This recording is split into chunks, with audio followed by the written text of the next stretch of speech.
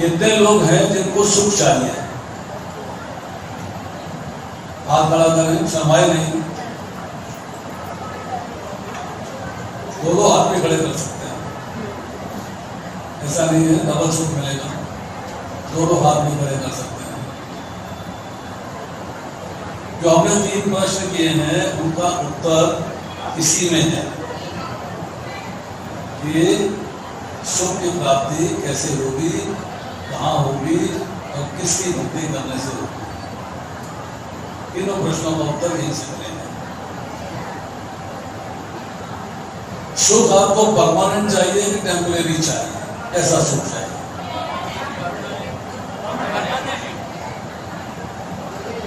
अभी सुख है टेम्परेरी, कभी आता है फिर दुख आ जाता है, फिर सुख आता है फिर दुख आ जाता है, मतलब चलायमान है, चलता रहता है, आता रहता है और जाता रहता है। तो प्रश्न ये होता है कि परमानेंट सुख यहाँ क्यों नहीं है, और परमानेंट सुख है तो कहाँ है? ये दूसरा प्रश्न। भगवान भगवद गीता में कहते हैं नास्ति बुद्धि युक्तस्य न च अयुक्तस्य भावना न च अभावते शांति शांतस्य कुतस्य। जो कृष्ण भावना में भगवान से संबंधित नहीं है, संबंधित शब्द इंपॉर्टेंट है, जो कृष्ण भावना में भगवान से संबंधित नहीं है उसका मन वश में नहीं होता। जिसका मन वश में नहीं होता उसकी बुद्धि स्थिर नहीं होती, जिसकी बुद्धि स्थिर नहीं होती उसको शांति नहीं होती, और जिसको शांति नहीं है उसे सुख कैसे प्राप्त होगा? विवर्स करते हैं।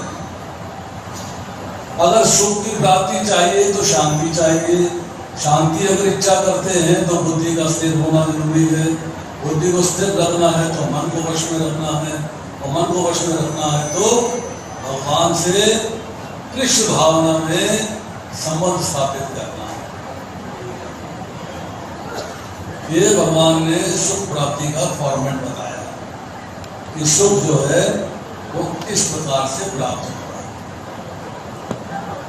हम लोगों ने देखा है आमतौर पे जब किसी का डेथ होता है, हम डेथ के अंदर पुष्पांजलि सभा, श्रद्धांजलि सभा, प्रेयर मीटिंग, 13वीं 11वीं उखाला, अलग अलग नामों से एक सभा का आयोजन किया जाता है। उस सभा के आयोजन में एक रिक्वेस्ट करी जाती है कि हे भगवान इस दिवंगत आत्मा को अपने चरणों में स्थान दे। कहते नहीं कहते? कहते नहीं कहते? हे भगवान इस दिवंगत आत्मा को अपने चरणों में स्थान दे। शरीर और आत्मा दो चीजें। मेरे पिता गुजर गए, पिता का स्वर्गवास हो गया, पिता छोड़ के चले गए, मेरा भाई मुझे छोड़ गया, वगैरह वगैरह शब्द इस्तेमाल होते हैं। अरे भाई छोड़ गया है तो तेरे सामने पड़ा हुआ, इसने छोड़ दिया? यही तो था, तेरे साथ उठता बैठता खाता पीता घूमता नाचता गाता सभी रिश्ते करता था, तो कौन चला गया? इसका मतलब है जाने वाला जो सामने पड़ा हुआ है दो अलग अलग चीजें हैं, दो अलग अलग व्यक्ति हैं, एक जो चला गया है और एक जो सामने पड़ा हुआ है। हम कहते हैं शब्द इस्तेमाल करते हैं देहांत, मतलब देह का अंत हो गया है, अर्थात व्यक्ति को स्वर्गवास कह देते हैं, छोड़ गया कह देते हैं, चला गया कह देते हैं, अलग अलग शब्दों का प्रयोग करते हैं। चाहता है उसको शब्द इस्तेमाल होता है आत्मा, जो पड़ा हुआ है उसके लिए शब्द इस्तेमाल करते हैं शरीर। तो आत्मा चली गई, वो आत्मा के लिए प्रार्थना करी जाती है कि हे भगवान इस दिवंगत आत्मा को अपने चरणों में स्थान देना। तो चरणों में स्थान क्यों मांगा जा रहा है? वाई? मेरा पोता बन के जन्म ले ले, मेरे पिता थे बहुत प्यारे थे, मेरे पोता बन के जन्म ले ले, मेरे भाई के घर पैदा हो जाए, मेरे भतीजे के घर पैदा हो जाए, कभी कोई तो प्रार्थना करता है ऐसी? नहीं, क्या कहते हैं कि हे भगवान इसको अपने चरणों में स्थान, वो चरणों में स्थान क्यों मांगा जा रहा है? उसके लिए भगवान कहते हैं तद भाषते सूर्योर्न शिक्षांको न पावता है यद गत्वा निवर्तन्ते तत्काम परिवर्तन, कि मेरे स्वयं धाम में गया हुआ जीव लौटकर इस संसार में नहीं आता।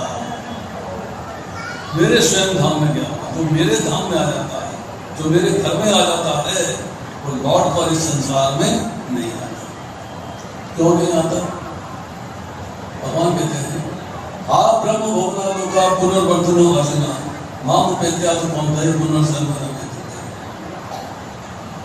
उच्चतम लोक ब्रह्मा जी का, निम्नतम लोक पाताल, सारे के सारे लोग दुखों के घर हैं, जहाँ जन्म और मृत्यु का चक्र लगा रहता है। दुख क्या है?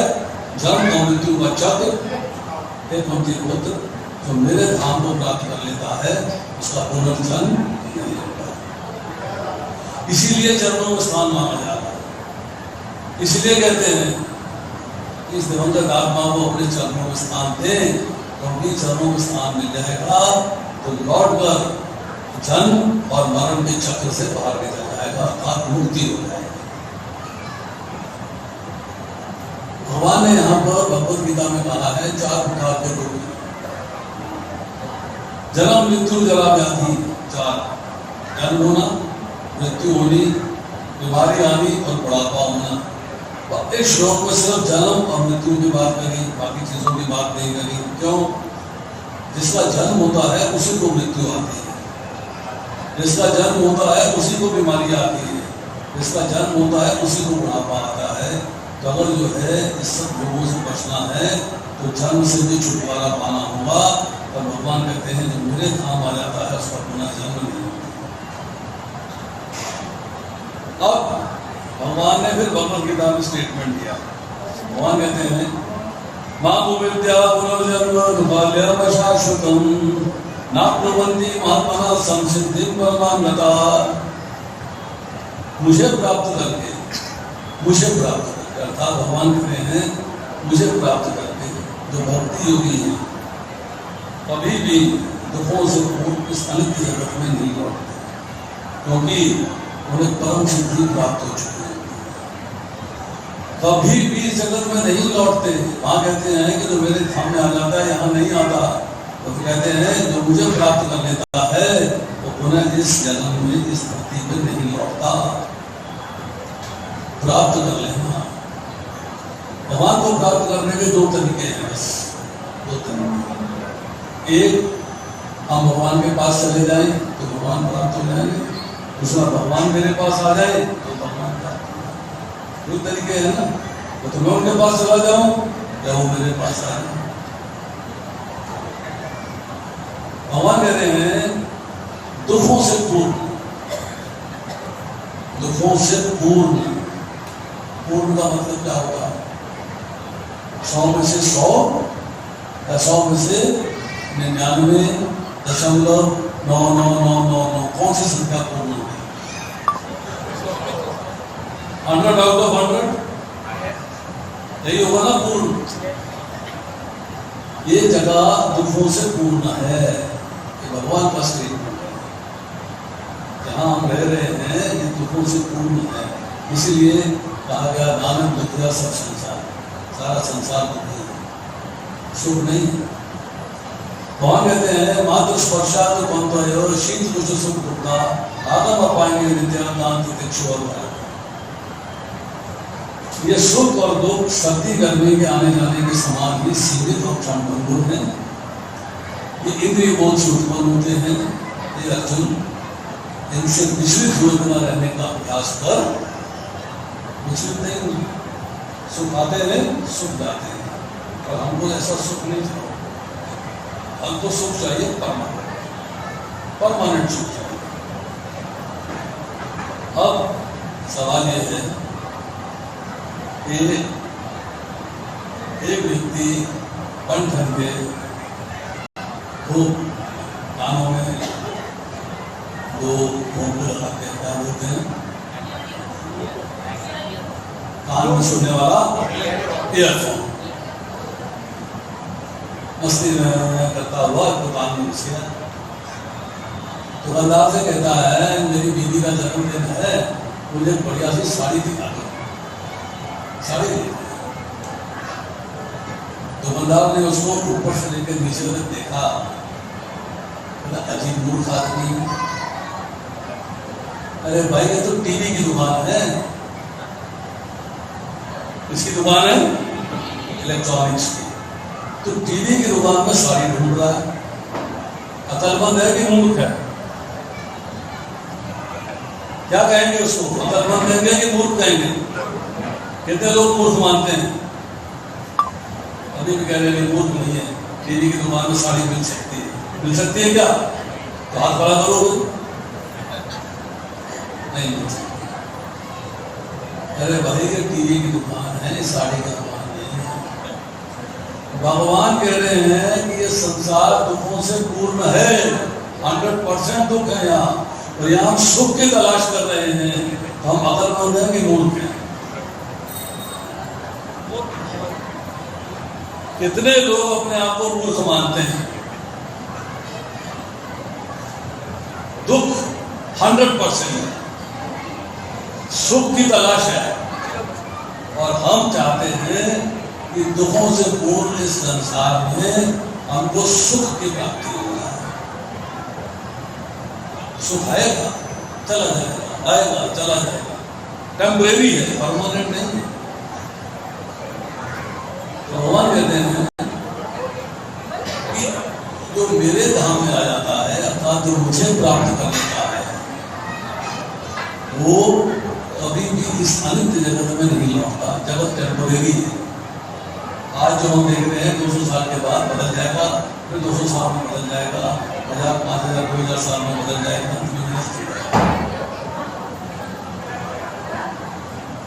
अब इस टेम्परेरी जगत के अंदर हमको सुख की तलाश है। टेम्परेरी जगत में सुख भी टेम्परेरी होगा कि परमानेंट होगा? कैसा होगा? अब भगवान कहते हैं कि मेरे पास आ जाता है क्योंकि उसे परम सिद्धि प्राप्त हो चुकी है। मतलब भगवान के पास जाने के लिए मुझे परम सिद्धि चाहिए, और भगवान को अपने पास बुलाने के लिए भी मुझे परम सिद्धि चाहिए। और सिद्धि क्या है? तो परम सिद्धि क्या है? जिससे कि भगवान के पास या तो मैं चला जाऊं मृत्यु के उपरांत, या भगवान मेरे पास आ जाए मेरे जीवित होते हुए। वो सिद्धि होनी चाहिए ना, कोई प्रोफाइल, कोई मास्टरपीस चीज मेरे पास ऐसी होनी चाहिए जिससे कि भगवान की प्राप्ति हो जाए। तो क्या चीज है? कुछ मैंने प्रभु जी से रिक्वेस्ट किया, मुझे अपने घर ले चलो। उसके मैं तो आपको जानता नहीं, मैंने आपको पार्क में घूमते देखा है, मैंने आपको लेक्चर करते देखा है, परंतु मेरे घर जाने की योग्यता अभी आप में नहीं है। तो योग्यता क्या है भाई? कैसे मुझे अपने घर ले जाओगे? कैसे ले जाओगे? आप पार्क में घूम रहे हैं, आपको एक व्यक्ति दिखाई देता है रोज घूमते हुए, आप जानते नहीं उसको। 4 दिन बाद, 5 दिन बाद, हफ्ते के बाद आपका दरवाजे को लॉक कर देता है। अब दरवाजा खोलते हो, बाहर ही उसका हालचाल पूछते हो, बाहर से विदा कर देते हैं, जाइए, अंदर नहीं बुलाते। कुछ दिन बीतते हैं, 1-2 व्यक्तियों से मुलाकात हो जाती है, हाय हेलो हो जाती है, नाम पता पूछ लेते हैं, अपना बता देते हैं, उसका पूछ लेते हैं, चर्चा चल जाती है। अब उसने लॉक कर दिया, दरवाजा हटा दिया। अच्छा वो जी आप आए हैं? हाँ आइए अंदर आइए। उसको अंदर ले गए, ड्राइंग रूम में बिठाया, वो नाश्ता पानी पूछ लिया, काम भी पूछ लिया, उसके बाद विदा कर दिया। एक्वेंटेंस है, थोड़ी बहुत जान पहचान है, थोड़ी बहुत जान पहचान। लॉक हुआ दरवाजे में, राजू अंकल आए, बेटा यही ले आ। राजू अंकल को ना डाइनिंग में मिला जाता है, ना उनको रिसीव करने बाहर आते हैं। राजू अंकल हैं, सीधा मेरे कमरे में आए। मैं चारपाई में बैठा हुआ 26 जनवरी का प्रोग्राम देख रहा हूँ। राजू अंकल मेरे पड़ोस में आके मेरी चारपाई पे विराजमान हुआ। ये तीनों में चेंज है। चेंज किसका है? प्रेम का। राजू अंकल से मेरा बचपन का प्रेम है, नैसर्गिक प्रेम है, उनसे बहुत प्रेम है। उनको ड्राइंग रूम में मिलने की आवश्यकता नहीं है, उनको दरवाजे पे भी मिलने की आवश्यकता नहीं है। कहाँ है?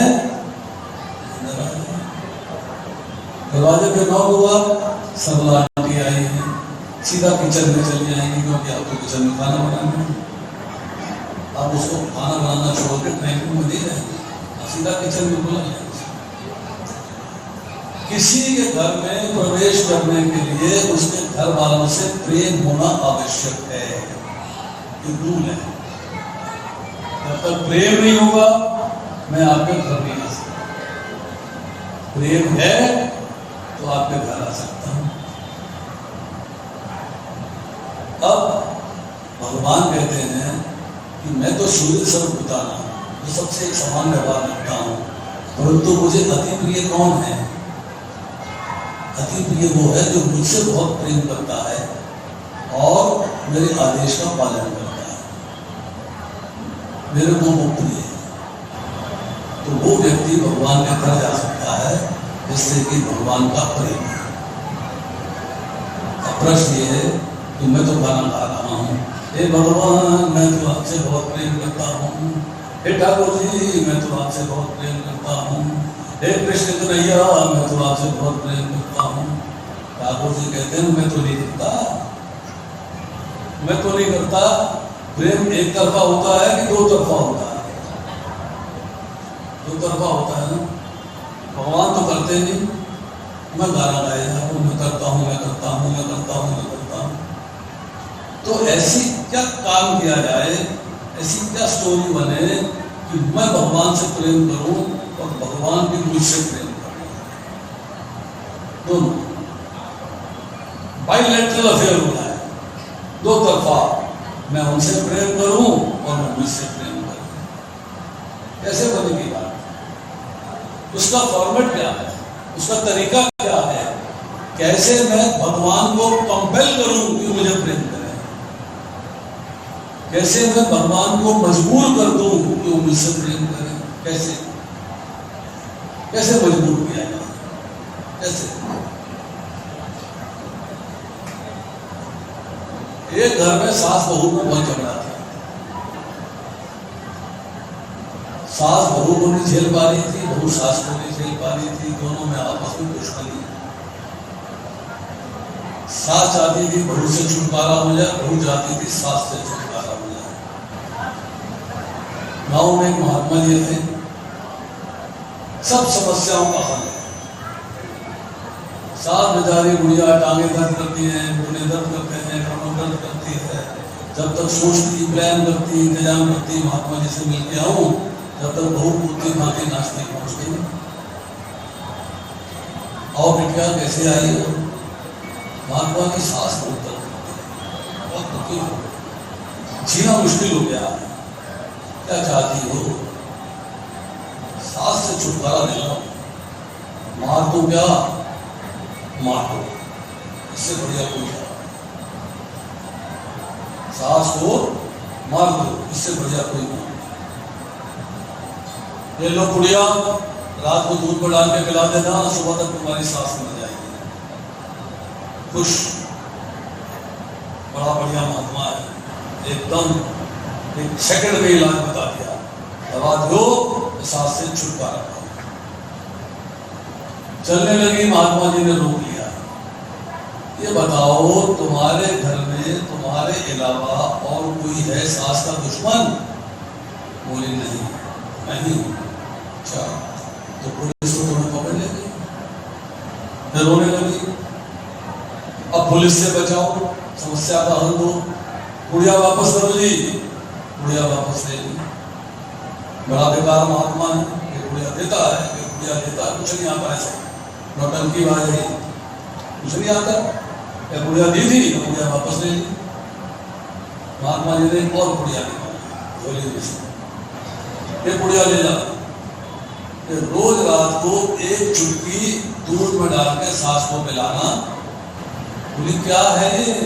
बोली धीमा जहर है, धीमा हल्का, इससे तेरी सास 1 साल में मरेगी। 1 साल या एक दिन भर नहीं हो रहा, अब 1 साल की बात कर रहे, कौन झेलेगा? मैं नहीं झेल सकती। देखो ऐसा है, 1 साल के बाद भी पुलिस की दूध पकड़ेगी, क्योंकि दुश्मन थोड़ी है, झेलना तो पड़ेगा।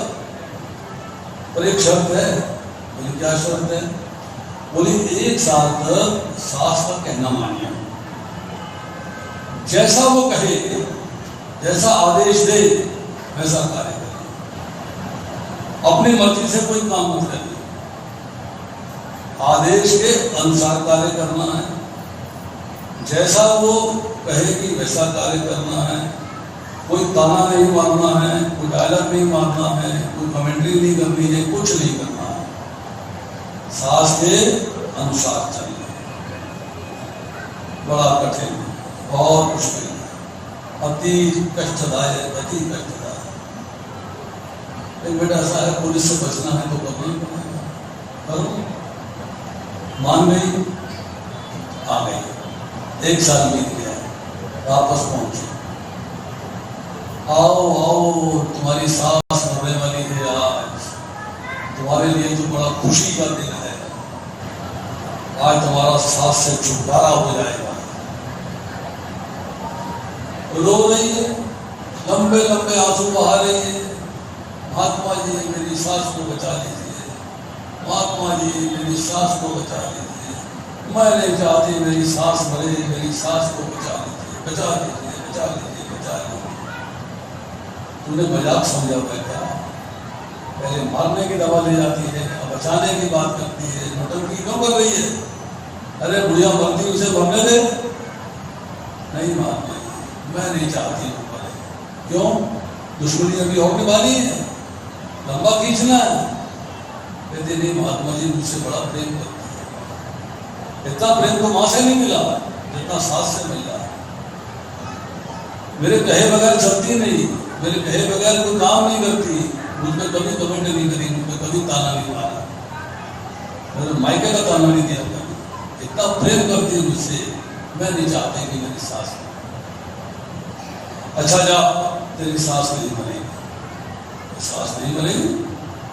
अरे वो जो आप पुड़िया पिलाते रहे, मैं सारा साल पुड़िया पिलाती रही, उसका क्या होगा? जहर मैंने खिलाया सारा साल, उसका क्या होगा?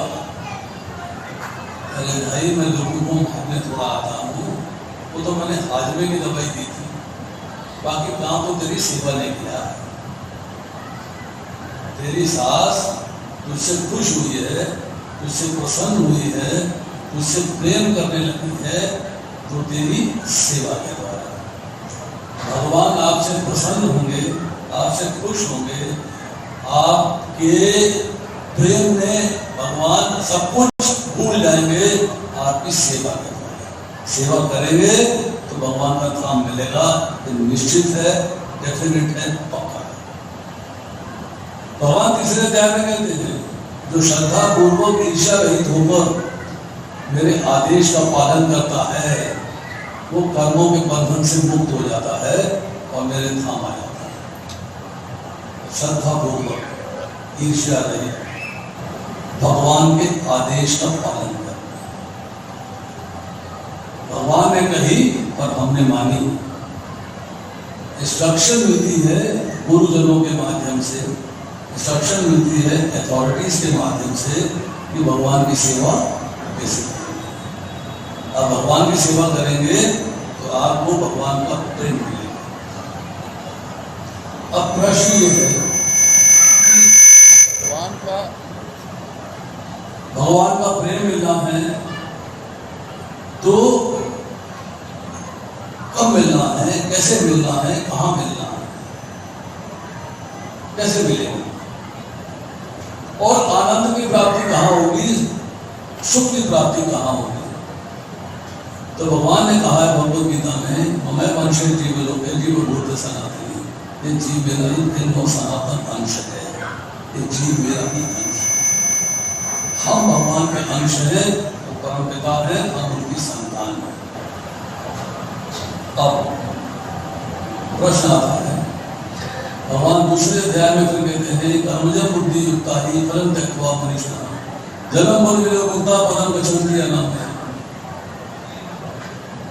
कर्मजम बुद्धि युक्ता है, जिसने बुद्धि योग से बुद्धि के द्वारा कर्म करने सीख लिए हैं, उसे किस प्रकार के कर्म करने चाहिए। बड़े बड़े ऋषिगण, बड़े बड़े मुनि जो है वो इस ज्ञान के द्वारा कर्म करते हैं और उन कर्मों के फलस्वरूप अपने आप को जन्म मृत्यु के बंधन से मुक्त कर लेते हैं और मेरे पास आके उस अवस्था को प्राप्त करते हैं जो समस्त दुखों से परे है। अनामयम पदम गच्छन्ति अनामयम, मेरा धाम जहाँ कोई दुख नहीं है, कोई कुंठा नहीं है, कोई शिकायत नहीं है, कोई टेंशन नहीं है, कोई परेशानी नहीं है, मेरा धाम। अब हम भगवान के धाम से आए क्योंकि हम भगवान के अंश हैं, तो सुख कहाँ मिलेगा? सुख कहाँ मिलेगा? अपने घर में मिलेगा कि पराए घर में मिलेगा? अपने घर में। मेरा ओरिजिनल हूँ जहाँ से मैं आया हूँ वो कहाँ है? भगवान का धाम। तो सुख कहाँ मिलेगा? भगवान के धाम। ये जगह दुखालयम शाश्वतम है, जहाँ सुख परमानेंट नहीं है, टेम्पोरेरी है। असली सुख प्राप्त करना है, असली आनंद प्राप्त करना है, तो आपको भगवान के धाम में मृत्यु के ऊपर। अब ये तो बात हुई कि मैंने भगवान को प्राप्त किया, मैंने सारा जीवन जो है ऐसे कार्य किए जिससे कि मैं भगवान की प्राप्ति उनके धाम में जाके कर सकूं। भगवान 8वें अध्याय में कहते हैं यम यम भविष्यवाणी बताओ, जो जीवन के अंतिम समय में जिस भाव का स्मरण करता है उसी भाव को प्राप्त होता है। अगर वो संसार का स्मरण करेगा तो फिर संसार को प्राप्त होगा, मेरा स्मरण करेगा तो मुझे प्राप्त होगा। और व्यक्ति कहता है कि जीवन के अंतिम समय में बेहोश, नलकियां लगी हुई हैं, वेंटिलेटर लगा हुआ है, नाक में नलकी फंसी हुई है, गले में नलकी फंसी हुई है, एक तरफ गुल पूछ रहा है, एक तरफ खून चढ़ रहा है, पेशाब की नलकी लगी हुई है, दुनिया भर की कष्ट परेशानियां झेल रहा हूँ, तो आपका स्मरण कैसे हो जाएगा? ओ बजारे लगता है, आपका स्मरण कैसे करूँ? तो तरीका है, एक्सीडेंट हो गया, एक क्षण में डेथ, स्मरण कहाँ गया? इसका मतलब है कि भगवान का तो स्मरण हुआ नहीं तो भगवान को प्राप्त कर नहीं सकता, मृत्यु के बाद भगवान को धाम जा ही नहीं सकता। तो कैसे होगा? क्या हल है इसका? क्या सोल्यूशन है? तो पृथ्वी जो है वो बड़ा भगवान के पास जाती है और उनसे प्रश्न करती है। बड़ा भगवान से कहती हैं कि जीवन के अंतिम समय में जब व्यक्ति सूखी हुई लकड़ी और पत्थर की भांति कोई भी कार्य करने में सक्षम नहीं रहता, निश्चेष्ट हो जाता है, चेष्टा नहीं कर पाता, तब वो आपके धाम कैसे आएगा? बेहोश है, आपके धाम कैसे आएगा? स्मरण तो कर नहीं सकता, आपका नाम पुकार नहीं सकता, तो कैसे करेगा? जीवन के अंतिम समय में कफ बात आदि दोष घेर लेते हैं, छाती घुड़घुड़ करती है, खांसी होती है, सांस आता नहीं है, और वो सांस ले या आपका नाम ले, क्या करेगा? कैसे होगा? तो बड़ा भगवान क्या उत्तर देते हैं? बड़ा भगवान कहते हैं कि जीवन के अंतिम समय में जब व्यक्ति सूखी हुई लकड़ी और पत्थर के भांति निश्चेष्ट हो जाता है, परंतु स्वस्थ अवस्था जब वो स्वस्थ था तब उसने निरंतर मेरा स्मरण किया है, निरंतर मेरा नाम किया है, और उस अवस्था में जब वो अंतिम समय आ गया है, उसकी छाती घुड़घुड़ कर रही है, मेरा नाम लेने में असमर्थ हो जाता है, तब अगर मैं उसका नाम ना लूं, मैं उसको दर्शन ना दूं, उसके पास ना जाऊं, उसके बुलाकर अपने धाम ना ले जाऊं, तो मुझसे बड़ा कोई धन एहसान फरामोश और कोई नहीं। तो भगवान करते हैं उसके कंडीशन है। कंडीशन क्या है कि स्वस्थ अवस्था में निरंतर उनका स्मरण करें। अब भगवान कहते हैं अनन्य चेता सत्तमयो मां स्वर्ति नित्यशा तस्याहं सुलभता नित्य युक्तस्य योगिनः। अनन्य चेता, तेरे चिंतन में और कोई नहीं होना चाहिए। अपना शरीर भी अन्य है, संसार अन्य है, संसार की सारी वस्तुएं अन्य है, और कोई देवी देवता सब अन्य है, केवल मेरा स्मरण होना चाहिए। अनन्य चेता, मेरा कौन? मैं जो श्याम सुंदर कृष्ण तेरे सामने रथ पर विराजमान हूँ, उसके सगुण साकार स्वरूप का चिंतन होना चाहिए। पहले सततम मीन्स लगातार, एक क्षण के लिए भी भगवान का विस्मरण असहनीय हो जाए तो केवल नाम। एक क्षण के लिए भी भगवान का विस्मरण असहनीय हो जाए। वो क्षण कितना बड़ा होता है, बहुत परिभाषा है, पल है, आस्था है, निवेश है, लव है, त्रुटिका है, बहुत पीछे पीछे चीजें चलती हैं। परंतु वो शॉर्ट में समझेंगे। कमल आके कमल का पत्ता लेते हैं, एक सुई लेते हैं, सुई को कमल के पत्ते पे छुआया, एक क्षण हो गया, सुई अंदर गई, दूसरा क्षण हो गया, सुई बाहर निकल के आई, तीसरा क्षण हो गया। एक क्षण के लिए भी भगवान का विस्मरण असहनीय होगा और निकलना। अनन्य चेता सततम यो माम स्मृति नित्यशय, नित्यशय मतलब नित्य, हर क्षण हर पल हर मोमेंट हर दिन मेरा स्मरण होना चाहिए। तस्या अहम सुलभ पार्था नित्य युक्त से योगिना, जो भक्ति योग में नित्य मुझसे जुड़ा रहता है, उसके लिए मैं आसानी से उपलब्ध हूँ। तस्या अहम सुलभ, सुलभ मीन्स इजीली अवेलेबल। कितना इजी कि तुमने पुकारा और हम चले। भगवान कहते हैं तुम पुकारो तो सही, कंडीशन से अप्लाई कि तुम्हारे चिंतन में मेरे सिवाय और कोई नहीं होना चाहिए। द्रौपदी ने शिकायत करी। द्रौपदी ने कहा भगवान आप मुझे अपनी बहन कहते हैं, कृष्ण नाम से पुकारते हो, और जब मेरा वस्त्र हरण हो रहा है तब मैं आपको पुकारती हूँ तो आप लेट आते हो, तब मैं आपको पुकारती हूँ तब आप लेट आते हो, जल्दी नहीं आते हो। तो भगवान कहते हैं अनन्य चेता, तुमने मेरा चिंतन कहाँ किया? तुमने पहले अपने पांचों पतियों का चिंतन किया, उनकी उल्टी बात नहीं बनी, हम तो दास बन चुके हैं, हम कुछ नहीं कर सकते। गुरुजनों की योग्य द्रोणाचार्य कृपाचार्य नहीं बनी बात, राजा की योग्य धृतराष्ट्र की धृतराष्ट्र को बुहार लगाई नहीं बनी बात। तो किसी तरह से बात नहीं बन रही है, तब तुमने मेरा सवाल किया। उसके पहले दोनों हाथों से धोती को पकड़े रही, एक हाथ से धोती को पकड़े रही, धोती को हाथों से खींचे रही, तो मैं शायद अपने आप को बचा लूं। और जब तुमने मेरा चिंतन किया तो मैं तुरंत बस नहीं होने दिया, तुरंत प्रकट हो गया। पर आए तो लेट ना, आए तो लेट।